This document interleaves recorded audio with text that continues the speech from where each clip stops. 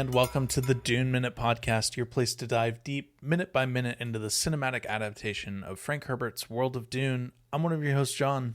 And I'm Zach. And once again, we are joined by our friend of the show, David from the Lorehounds. David, how are you doing? Great to be here on day 2, as it were, minute 2 for the week. We had fun on the last minute, and we got a lot to talk about this minute. Yes, we do. A lot of notes. So I think we should just go ahead and pick up directly where we left off, because the movie was so gracious in cutting us off halfway through a word of a sentence. So to kind of recap where we left off yesterday, Chani asks Paul who taught him to fight like that, and Paul completely, kills the mood of the party by saying, "My old masters, they were close friends. They were massacred alongside my father. You've been fighting the Harkonnens for decades, but my family's been fighting them for centuries. I know everything about them, their habits, their ways of thinking. You know everything about the desert. You harness the very power of it. We can stop them together." So, It's a lot Paul there. has a little more, but this is the gist of what David was getting towards at the end of our last episode, where we talked a little bit about how Paul was seeking this higher authority here, saying, well, my family's been fighting them for hundreds of years. Yeah, 15-year-old kid waving his "my family." Yeah. Wait till my dad hears about this. Well, your dad's dead, so.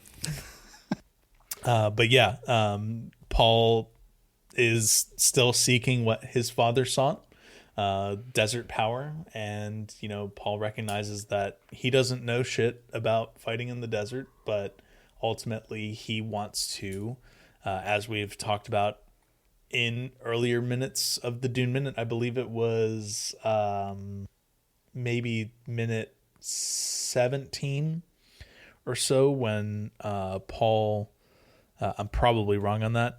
It's either like 17 or 22 when Paul's talking to Jessica, saying that he needs to use the Fremen to get his way to the Emperor by disrupting spice production. So this is his more chill way of kind of approaching that, by suggesting that, he knows how to fight the Harkonnens, but the Fremen know how to fight in the desert. So they should work together to bury the Harkonnens in the sand where they belong. Yeah. And it calls back then to his father talking about desert power. And he actually, and Paul uses the line desert power here. So it's a nice through line connector, connecting the points. And I think desert power gets a lot of use in the books, if I don't remember. It does. Yeah. Yeah. It's like one of those like wine dark sea in Odysseus, where Homer just keeps repeating the line over and over and over again. Yeah. Desert power, I think, gets repeated quite a lot. But it's an important point, I think, in the movies. And we talked last episode about how Denis is constructing certain things and the medium and the message, the changes that he has to do. And I thought that this was a particularly effective use of coming around for Paul now, having lost his father, but now found his people and his calling. He can call back, or he can rely on, and he can pull forward some of what his father was always trying to tell him. Yeah. And I don't know, I just think of that line from the 84 movie where he's like, the father, the sleeper has awakened, right? And Villeneuve plays with that a little bit in Dune 1, where he says, you can, whatever you're going to be, you're still my son. Yeah. But at the same time, he's like, no, really, boy, you gotta step the fuck up. You gotta become a leader. And this is I believe the first of a few callbacks to the first movie that we're going to get this week. There are a number of just echoes, I'll call them, that we're going to see in the next in this minute and the next couple. So I love that stuff, man. When you're able to make that through line and it's a good callback. So I love a good callback. And I was curious too about the history of the Harkonnen Atreides feud. And I asked Omnius if it could help me a little bit and do a quick search. And I guess there's not that much feud, the feud isn't built in that deeply in the books, except for this line about the poison in Baron Harkonnen. Deep in his mind is the knowledge that an Atreides had a Harkonnen banished for cowardice after the Battle of Corin. Yeah, that's about it. If as long as Omnius isn't steering me wrong there, that is that's all we get. But I think this is something that's interesting that's coming up in Andor in season 2 now, is Gilroy is leaving a lot of negative space in the storytelling. Mm-hmm. And sometimes he's doing that intentionally to mess with our expectations, because we would expect that a particular character or some particular event that we didn't see on screen would get mentioned. And so it messes with our sense of expectation, which is good because then it highlights it for us, like we're actually generating, as opposed to just being spoon-fed it. Yeah. So it's sometimes what is not said is as important as what is said. And so what Paul is not saying here is, we have a blood feud going way back, and I'm going to use you guys to like fuck up my enemies. Yeah. So he's not saying that, but we as omniscient, not omniscient. What are we? Whatever the observers are, right? Especially if we're Dune fans, we understand what's happening here and what Paul is not saying to them, while he is saying something else very specific to them. Right. Well, and he's doing it in a way that he's appealing to their hopes, because what his actual last sentence is here is, bury them in the sand where they belong so that this planet can be yours once more. Yeah, go ahead. Sorry. So he's really leaning into like the whole, look, I'm not here to take over your planet. I'm not here to, be your leader. I just want to get rid of these guys. And if it just so happens that Arrakis becomes solely the Fremens again, well, I guess that's good for everyone. Mm-hmm. It's interesting too, because I skipped over that particular part of it, but then that opens up the whole story around what does Arrakis look like as a green paradise, and it brings that forward, which I've always thought interestingly, because the Fremen are such good fighters because of the harshness of the planet. But if you make it a green paradise, you're not going to have that fighting prowess anymore, because you're not going to be as trained up as you are right now. And I mean, that's a big theme when you get into the later books. I can't remember exactly which one, but I mean, that happens. They make the planet green, and then they lose their fighting sense. And I think the term they use is like water fat. For the Fremen. So that's part of the fear that a lot of the older Fremen have once the terraforming starts to happen. Right. And I have no doubt that what Paul is saying here is, there is some level of earnestness in what he's saying, but I can't help but think this is a manipulative behavior that I think he learned from his mom. This feels like textbook Bene Gesserit stuff. Take what they want, use it for yourself, and just use their passions and their desires to further your agenda. And he hasn't even awoken yet. He's not even in the time nexus yet to see what is in the movies, right? He's not seen in the books. He's already had those first prescient moments in his understanding how his sight works. Here, he doesn't have that yet. Right. And so it's interesting how the prescience overlays the missionaria protectiva, which overlays the, hey, I'm a duke's son and I need to get revenge on my enemies. Right. And how Herbert stacks all of those, and then how Villeneuve is reinterpreting it. I don't have any problem with any of all of that's going on here. The way that it's shown in the movie certainly makes it more digestible for a movie-going audience. Right? So I understand it from that perspective. We don't lose any of the story, I feel like. We lose certain aspects, but it's not enough to make it a brand new story, if that makes sense. Right. I think one of the things that Zach and I kind of came to an agreement on, and I don't know if this episode has come out yet, because surprise, we record these well in advance. But I think our ultimate feeling on this is, as long as the canon within the movie makes sense to the movie itself, and it's still like ultimately respectful and doesn't just like completely throw out core themes and everything, there's no issue that we have with it. So. Right. Yeah, no, I think Villeneuve is respectful in a lot of ways. So I do have beef, but it's with different characters. So, but it's fine. He's the thing that actually makes me respect him with, not to get too far off our minute here, but where he has made decisions that I object with. I've actually heard him in interviews going, yeah, I'm making my interpretation of this. Mm-hmm.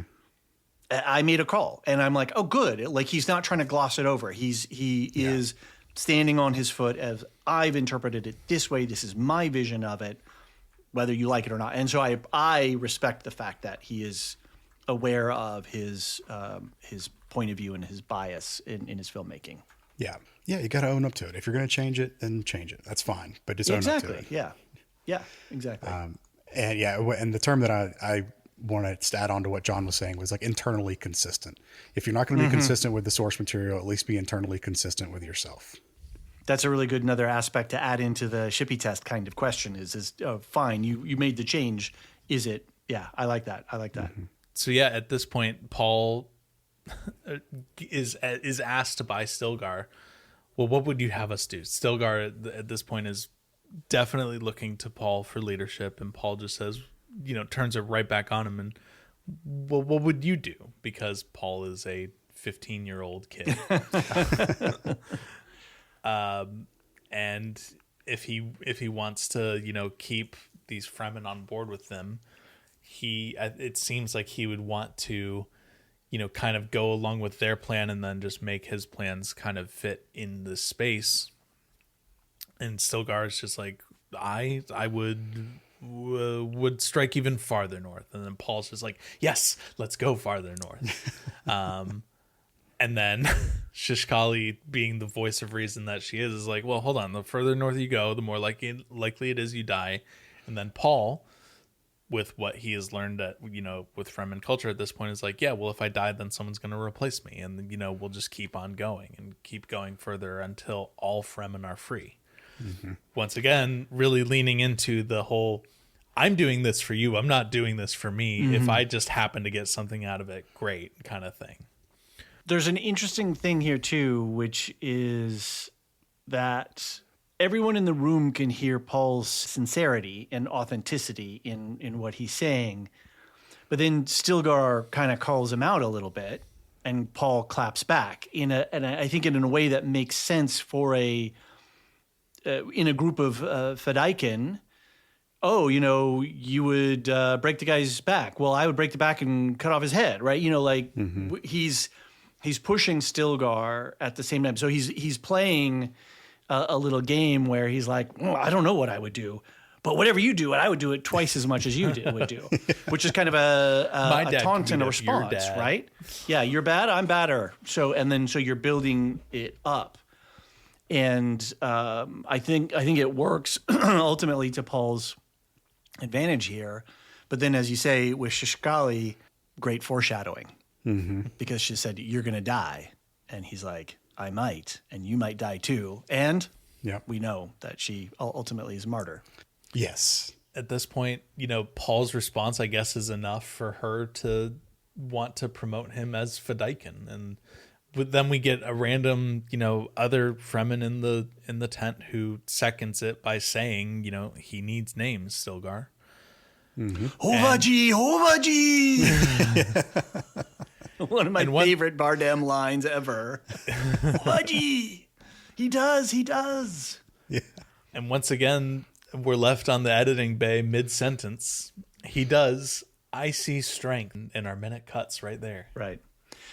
I wanted to kick back really quick into this whole question of the Chukbosa, and I had to double check. They don't speak Chukbosa in the books. So this is a variance. Zach, I don't know if you had this in your notes. They have their own Fremen language that is influenced by Chuck Bosa and has some words and phrases. But in the movie, he just has them speak Chuck Bosa, which then makes it easy for Paul and Jessica to, connect their train cars to them because it's the Atreides battle language. So the Atreides use Chuck Bosa more fully, but for their secret language. So it makes PB&J fit into their culture a lot faster. But it is a deviation. A little bit. I think it is explicitly said that, like, so when they first meet at the Cave of Ridges, which is at the end of the last movie, that part in the book we get the language kind of spelled out phonetically, and so it's to the reader it's just gibberish, but it goes so far as to explicitly say that Paul doesn't understand what's being said, but Jessica, because she's had training, knows that it is the Fremen language, and I believe that's where we get the name. Is it Jacobsa? Jacobsa. Yeah. Tomato. Yeah. The internet can come at me. It's fine. I get added at all the time about my speaking styles or pronunciations. I will be the last person to call anyone out on mispronouncing things. I do it daily. The very first line in our first episode ever, you mispronounce inaugural. I still can't say it. It's fine. Well, Harkonnen versus Harkonnen, right? That was a big one.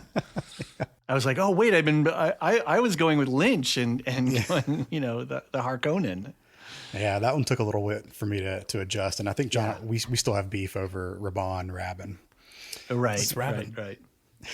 Rabin. So, yes, I mean, in the time that Paul they met in the cave to now, or in the cave of Ridges to now, he's learned a whole heck of a lot of Jacobsa. He picks up on this language really quickly. It's not explicitly said if movie Paul knew the language before they got to Arrakis, like maybe that was part of his podcast that he was listening to on the ship coming over, but who knows. But he's picking up. That is my headcanon, that it's because of their battle language. Yeah. That he learned it with Gurney and Duncan and all those guys. In Denis' interpretation, Atreides' battle language is sign language. It's not spoken. That's a very good point. That is a very good point. We're never told that there's a spoken battle language. That's correct. Yeah. Yeah. Right. So not to be the first guy on social media to call you out on that one, but if we're talking about consistencies throughout the movie and how the movie addresses certain parts of canon, like Atreides' battle language is a form of sign language, and it's used in part one very extensively. Not only when Jessica is meeting Shadow Mapes for the first time, but also obviously when Paul and Jessica are bound and gagged in the Harkonnen ornithopter as well. So there's definitely like hey, this is definitively how Atreides battle language works over there. So yeah, so this is, I guess, one area where Villeneuve is doing what he has to do on the movie, and to me, it doesn't degrade anything at all about it. It is a very quick connection for PB&J to get into with the Fremen, that he's able to speak so eloquently and passionately about what we're going to make this place a place for the Fremen, right? And they're all like, well, and he slips perfectly. He just goes from what's their native language? Gaelic? No, not Gaelic. Not Gaelic. You're Irish, but I made that same mistake when we first talked about it. Yeah, I said Gaelic instead of Galak. Gaelic, right? So he slips from that language into the Fremen language seamlessly, and everybody's enraptured. And I don't wonder if he's not explicitly using the voice here, but the voice in the original intent is a psychological tool. And so you have to learn mannerisms, and I think I would think that you would have to match what you're saying to the magic space, words, to actually get the effect. That there's an interplay between what words and the order of the words and the intonation with whatever the psychological manipulation. So he's the heir of a ruler. So he's going to be around court. He's going to understand the art of rhetoric. He's going to understand the ability to think and speak in impassioned ways. And so I think this is part of his adulthood emerging here, is that he's able to speak from the heart and become a leader and to manipulate people. No, it's not manipulation. He's saying, this is what I want. Do you want the same thing? Then great, we can make an alliance and go forward. Yeah. But he's doing it with that sort of pathos. And then with Chicago, oh God, I can't do it. You guys are killing me. Shishkali. Shishkali, being the one who proposes that he needs to be a Fedaykin. I can do Fedaykin. It mirrors the book, which is Shishkali gives the maker's hooks. Yeah. And so there's still that active participation of that character being an active part of Paul's journey forward. And then it makes her death hit harder. Yeah. Yeah, it does. I think the only thing that I want to bring up from the books that we haven't already covered anyways, is that kind of placement in the books. Cause this is really a big departure in the movies, or from the book to the movie. And it's done well. I understand why they made this change. But the placement of the naming ceremony, which we're about to get into in tomorrow's minute, that happens like directly after Paul kills Jameis in the books. There's no time wasted. Jameis goes down. Jessica looks at Paul and goes, how's it feel to be a killer? And then someone in the background says he needs a name still. So it's like there's no time wasted in getting Paul his names. But here in the movie, there's a fair amount of time in between what happened with Jameis and where we are right now. Well, and we have the Harvester battle, which is Paul's blooding in a way, and acceptance into the warrior culture, and to be able to have the agreement of the community, even though they're a leader-driven society, a lot is by consensus, and I don't know that Still would have agreed to it if there had not been consensus and voices raised that he deserves to be one of us. I would say more the opposite, where Stilgar would almost be more enticed to want to get Paul in because of how fanatical he is. But that's a good point too. But he would be worried about not having the buy-in of the others. Whereas in this case, Shishkali and then another random Fremen are like, yeah, no, he actually needs names. Yeah. So at that point, that gives Stilgar the permission that he doesn't explicitly say that he needs, but it gives him the permission that he needs to then say, all right, let's make you Fedaykin. By popular accord. Yeah. It seems like everybody wants this. So let's go. You have the buy-in of the group, which means that they're not only going to hate you, but not going to hate me as well. Hovaji. All right, cool. Well, take us away, John, and we will be back tomorrow. Yes, of course. We are online on Blue Sky at duneminute.com, and you can email duneminute@gmail.com if you'd like to get in touch with us. David is available in many places. I know the Lorehounds are pretty active all over the internet. So, David, where can people find you once more, please? There's a Dune joke in there about the one who can be many places, but I am not. I am not that one. You can find us, the Lorehounds, on Blue Sky at the Lorehounds. We also have a community Discord. You can find us on in your podcast application of choice. And I don't know if you guys will put any links, but we can always throw a link in somewhere to our link tree, which has all of our main links and then links to all of the affiliate podcasts that we sponsor as well. Oh, absolutely. We will definitely include that in the show notes. Thank you. That's very kind of you. All right, cool. Well, let's meet back up tomorrow and talk a little bit more about getting some names. Yeah, it's time. All right, cool. We'll see y'all then.